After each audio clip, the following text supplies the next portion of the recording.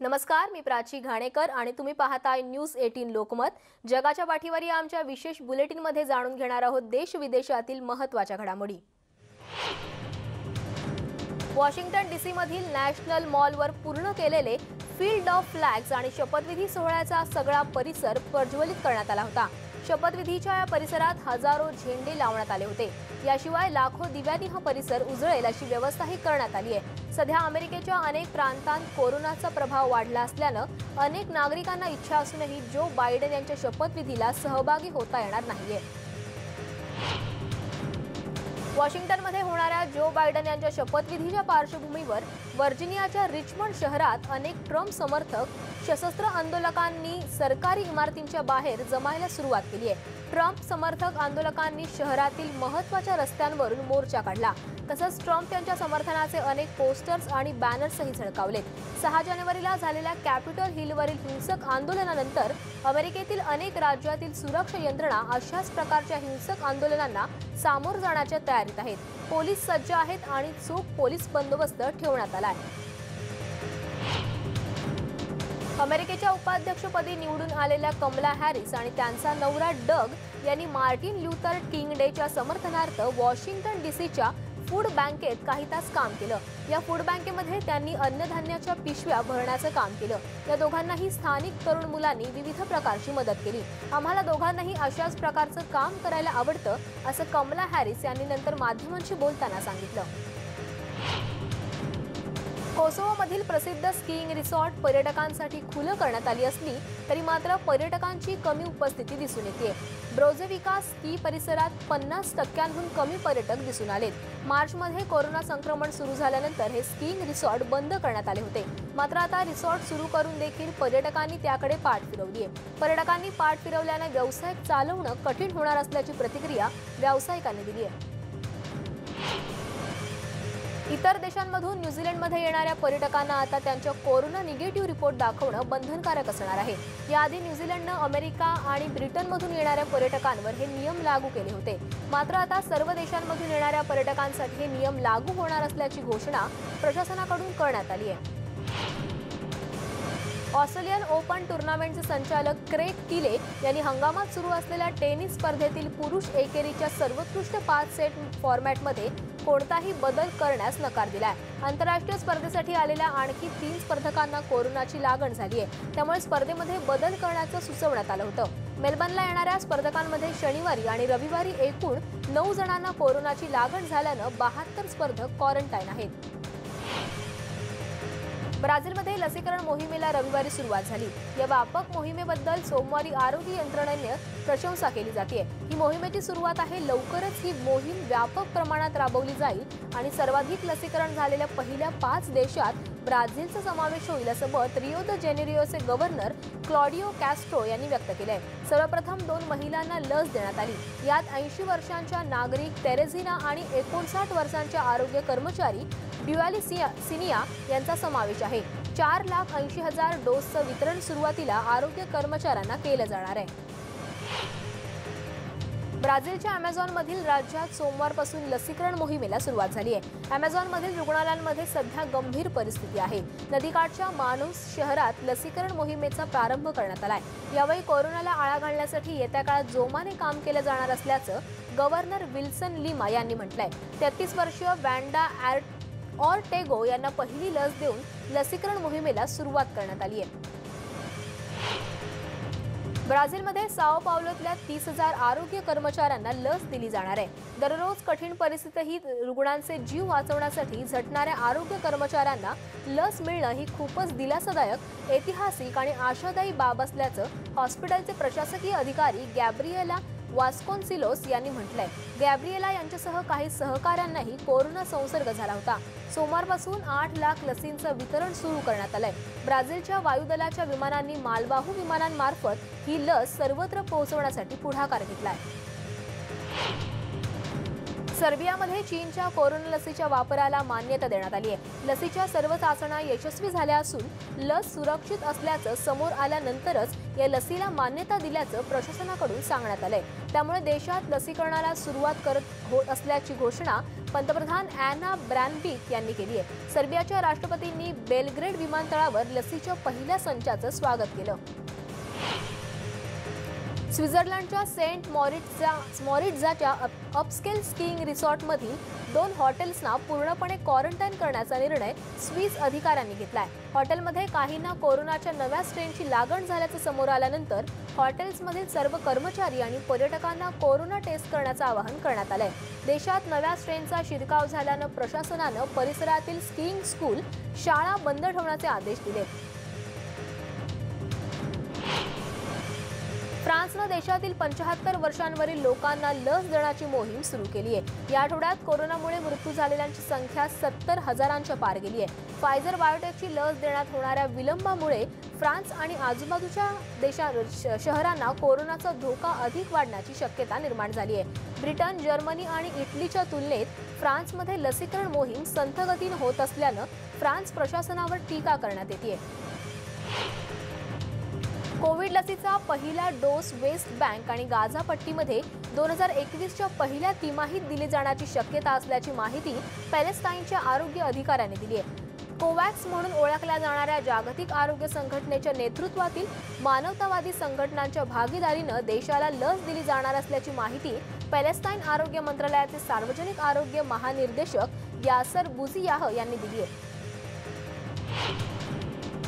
जर्मनीच्या पश्चिमेला असणाऱ्या उत्तर रीने वेस्टफेलियामध्ये आरोग्य कर्मचाऱ्यांसाठी कोरोना विरोधातील लसीकरण मोहिमेला सुरुवात झाली आहे। वेस्टफेलियाचे आरोग्य मंत्री कार्ल जोसेफ यांनी इसेन विद्यापीठातील लसीकरण मोहिमेचा आढावा घेतला। देशात सुरू असलेल्या लसीकरण मोहिमेच्या तब्बल 3 आठवड्यांनंतर शहरातील आरोग्य कर्मचाऱ्यांना पहिला डोस देण्यात येतोय। रशियातील सोमवारपासून लसीकरण मोहिमेला सुरुवात झाली आहे। ही लस मोफत दिली जाणार असून देशातील प्रत्येक भागात ही मोहीम राबवली जाणार असल्याची माहिती अधिकाऱ्यांनी दिली आहे। सर्वप्रथम वयोवृद्ध, काही आजार असलेल्या रुग्णांना आणि वैद्यकीय कर्मचाऱ्यांना ही लस दिली जाते। रशियाच्या मॉस्कोमध्ये लसीकरण केंद्र सुरू करण्यात आली असून राजधानीतील सर्वात मोठ्या मॉलमध्ये ही लसीकरण केंद्र उभारण्यात आलंय।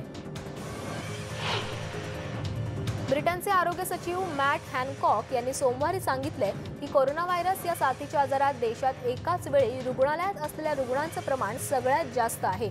डाउनिंग स्ट्रीट येथे ऑनलाईन पत्रकार परिषदेत बोलताना हॅनकॉक म्हणाले की ब्रिटनमधील रुग्णालयांवर प्रत्येक 30 सेकंदाला एक व्यक्ती प्रवेशासाठी धडपडत असल्याचं चित्र आहे। सध्या देशात सुमारे 38,000 रुग्ण उपचार घेत आहेत।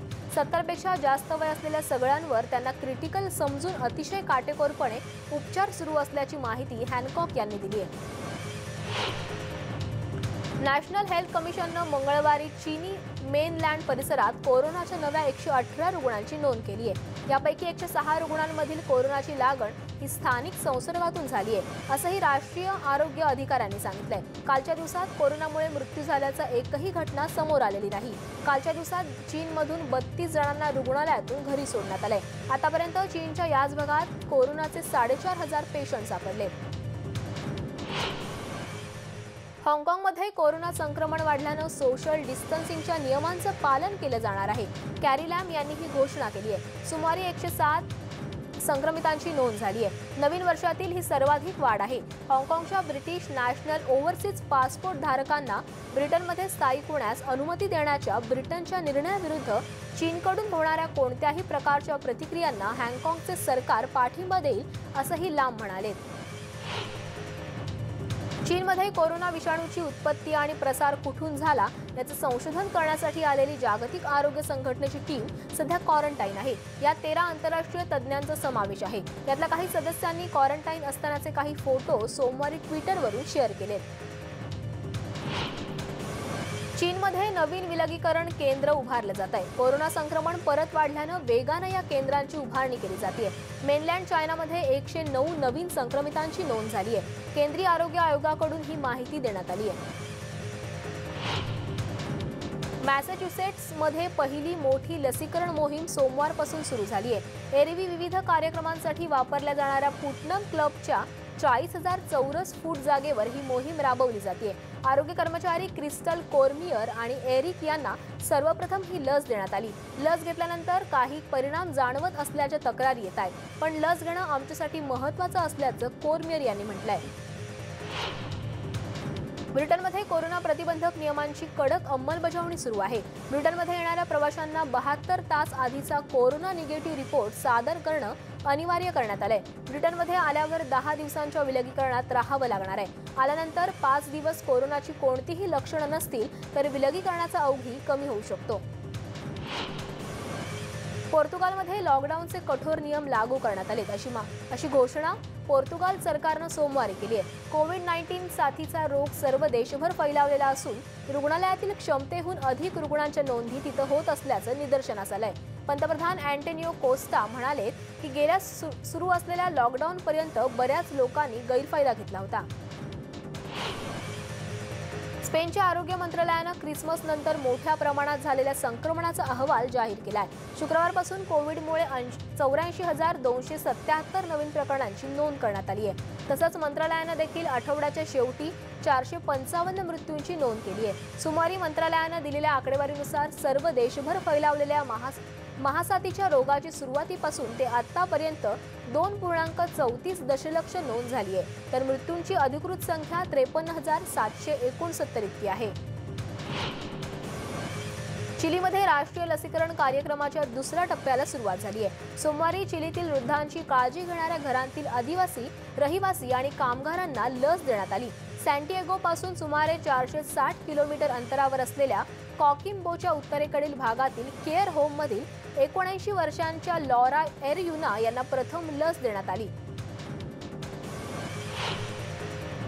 इंडोनेशियामध्ये भूकंपाच्या धक्क्यानंतर झालेल्या नुकसानीची पाहणी करण्यासाठी इंडोनेशियाचे राष्ट्राध्यक्ष जोको विडोडो यांनी भूकंपग्रस्त भागांना भेट देऊन नागरिकांची विचारपूस केली। शुक्रवारी इंडोनेशियाच्या अनेक भागांमध्ये भूकंपाचे तीव्र धक्के बसले होते। या नैसर्गिक आपत्तीमध्ये 84 जणांना आपला जीव गमवावा लागलाय। विडोडो यांनी पश्चिम सुलावेसी प्रांताला भेट देत तिथल्या परिस्थितीची पाहणी केली। पश्चिम सुलावेसीच्या मामुजू आणि माजेनेमध्ये अंदाजे 30,000 नागरिकांना सुरक्षित स्थळी हलवण्यात आलं असून मदत आणि बचाव कार्य अजूनही सुरूच आहे। जावा समुद्रात कोसळलेल्या श्रीविजया एअरलाइन्सच्या विमानाचे अवशेष शोधण्यासाठी इंडोनेशियन यंत्रणांनी आपली शोध मोहीम आणखी व्यापक केली आहे। 9 जानेवारीला जकार्ता विमानतळावरून उड्डाण केलेल्या या विमानात एकूण 62 प्रवासी प्रवास करत होते। या सगळ्यांचा मृत्यू झाल्याची भीती व्यक्त होतीये। इंडोनेशियाचे अध्यक्ष जोको विडोडो यांनी सोमवारी दक्षिण कालिमंतनमधील पूरग्रस्त भागांचा दौरा केला।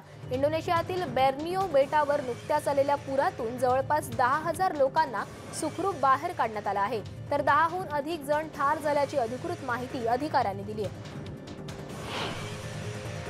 पूर्व चीनच्या शेंडोक राज्यात एका खाणीत अडकलेल्या सोन्याच्या खाणकाम करणाऱ्यांपर्यंत पोहोचण्यासाठी अडथळे निर्माण होत आहेत। त्यामुळे तेथील भौगोलिक परिस्थितीवर मात करण्यासाठी बचाव टीम प्रयत्नशील असल्याची माहिती सोमवारी अधिकाऱ्यांनी दिली आहे। सध्या कामगार अडकलेल्या ठिकाणी बचाव टीमचे 2 गट तयार करण्यात आले आहेत, जेणेकरून योग्यरित्या त्यांना बाहेर काढता येईल। एका आठवड्यापासून चीनमधील एका सोन्याच्या खाणीत अडकलेल्या कामगारांशी संपर्क साधण्यात बचाव पथकाला आता यश आलंय। सोन्याच्या खाणीत झालेल्या स्फोटानंतर हे सगळे कामगार अडकून पडले होते। त्यांच्याशी संपर्क साधून आता त्यांच्यासाठी अन्न आणि औषध पोहोचवण्यात आलेलं आहे। यांताई शहराचे महापौर चेन फेई यांनी दिलेल्या माहितीनुसार अडकून पडलेले 22 पैकी 12 कामगार जिवंत असून त्यांची प्रकृतीही चांगली आहे, पण उरलेल्या 10 कामगारांविषयी काहीही माहिती मिळाली नसल्याचं त्यांनी सांगितलंय। उत्तर कोरियाच्या सरकारी माध्यमांनी उत्तर कोरियाचे प्रमुख किम जोंग उन आणि सत्ताधारी कामगार पक्षाच्या वरिष्ठ सहकाऱ्यांसोबतच्या फोटोचा व्हिडिओ प्रसिद्ध केला। यांबरोबरच नुकत्याच निवड झालेल्या कॅबिनेट आणि इतर महत्त्वाच्या बैठकींमधील फोटो आणि व्हिडिओ प्रसिद्ध केलेत। उत्तर कोरियाचे प्रमुख किम जोंग उन यांनी उत्तर कोरियाच्या आण्विक शक्ती वाढवण्यासाठी आणि देशाची अर्थव्यवस्था सुधारण्यासाठी काही निर्णय घेतले होते। त्या निर्णयांना उत्तर कोरियाच्या संसदेनं मान्यता देत ते पास केलेत। चीनकडून सतत मिळत असलेल्या धमक्यांच्या पार्श्वभूमीवर तैवानच्या सैन्यानं रणगाडे, मोठ्या तोफा आणि इतर शस्त्रांसह युद्ध सराव केलाय। चीन तैवानला आपला प्रदेश मानत असलेला असून सतत तैवानवर आपलं वर्चस्व प्रस्थापित करण्याच्या धमक्या देत असतो। चीनला एक इशारा देण्यासाठी हा युद्ध सरावाचं आयोजन करण्यात आल्याचं बोललं जातंय। गेल्या वर्षी डिसेंबरमध्ये भूकंपाचे मोठे धक्के सहन केलेल्या क्रोएशियात पुन्हा एकदा मध्यम स्वरूपाचे भूकंपाचे धक्के जाणवलेत।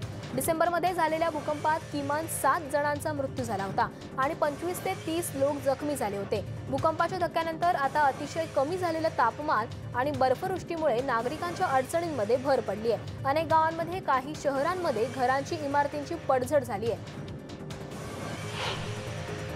2022 मध्ये होणाऱ्या बीजिंग पॅरालिम्पिक आणि विंटर गेम्ससाठीची तयारी आता पुढच्या टप्प्यावर पोहोचली आहे। स्पर्धा होणाऱ्या सर्व मैदानांवरील तयारी सुद्धा आता पूर्ण झालेली असून काही लहान-सहान गोष्टींची तयारी पूर्ण होण्याच्या मार्गावर आहे।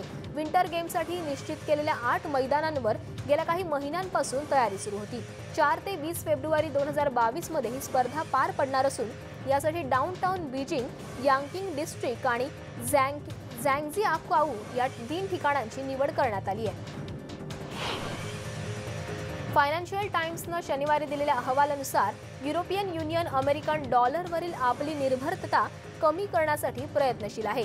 तसंच EU ऑपरेटरला संरक्षण देण्याची योजना आखत आहे। युरोपियन संघानं अमेरिकन डॉलरवर अधिक अवलंबून असलेल्या आर्थिक बाजारांना इशारा दिलाय आणि अमेरिकन डॉलरच्या प्रबळ स्थितीला आव्हान देण्याच्या प्रस्तावाची योजना आखली आहे।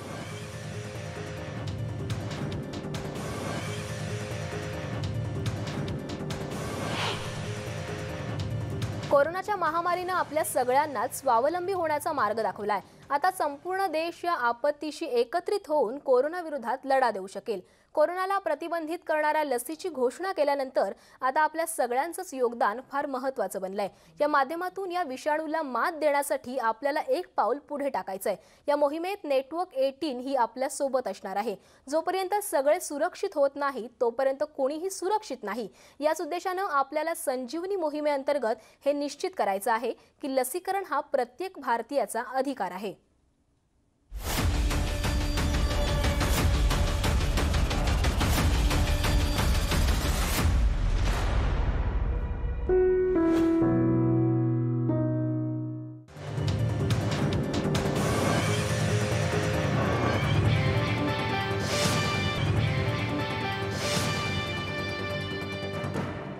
ब्रेकनंतर पुन्हा एकदा तुम्हा सगळ्यांचं स्वागत। जाणून घेऊयात आणखी काही महत्त्वाच्या घडामोडी। गेल्या 2 दिवसांपासून ग्रामीण भागात रस्त्यावर ठाण मांडून बसलेल्या शेकडो स्थलांतरितांना ग्वाटेमालाच्या पोलीस आणि सैनिकांनी सोमवारी पांगवलं।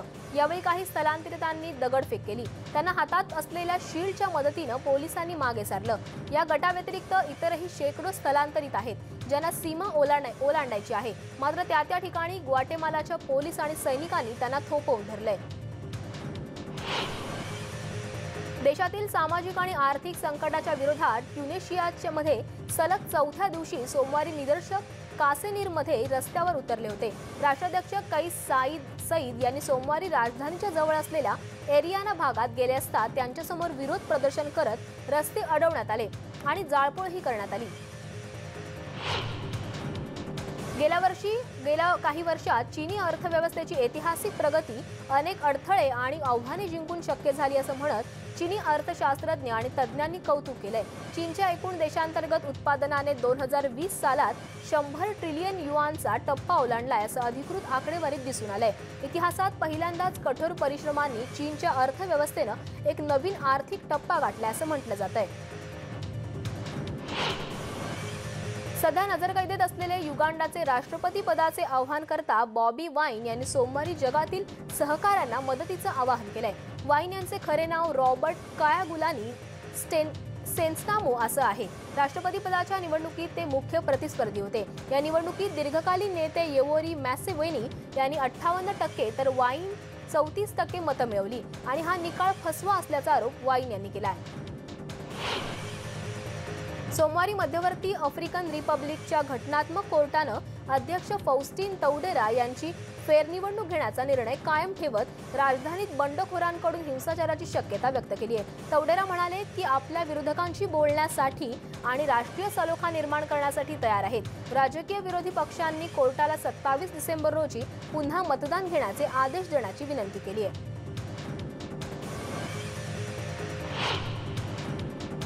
आता बातमी एका खास मोहिमेसंदर्भात। आज आम्ही हार्पिक आणि न्यूज 18चं फ्लॅगशिप कॅम्पेन मिशन पाणीच्या एका महत्त्वाच्या टप्प्यावर येऊन पोहोचलोय। 26 जानेवारीला होणाऱ्या वॉटरथॉनसाठी देशाच्या कानाकोपऱ्यातून आम्हाला सहकार्य मिळत आहे। पाहूयात याचीच एक झलक। स्वच्छता और पानी। जल की महत्ता हमारे ऋषि मुनियों ने, हमारे बुजुर्गों ने इसको समझा है और आज की पीढ़ी को भी यही मैं कहना चाहूँगा कि पानी की महत्ता को हमको समझना होगा, उसकी उपयोगिता को समझना होगा, क्योंकि आज 80% बीमारियां हैं वो जल जनित हैं। तो इसलिए पानी की शुद्धता, जल की शुद्धता बहुत ज़रूरी है। हमको बचानी है ये जिंदगानी। बुलेटिनमध्ये वेळ झाली आता इथेच थांबण्याची। पाहत रहा न्यूज 18 लोकमत।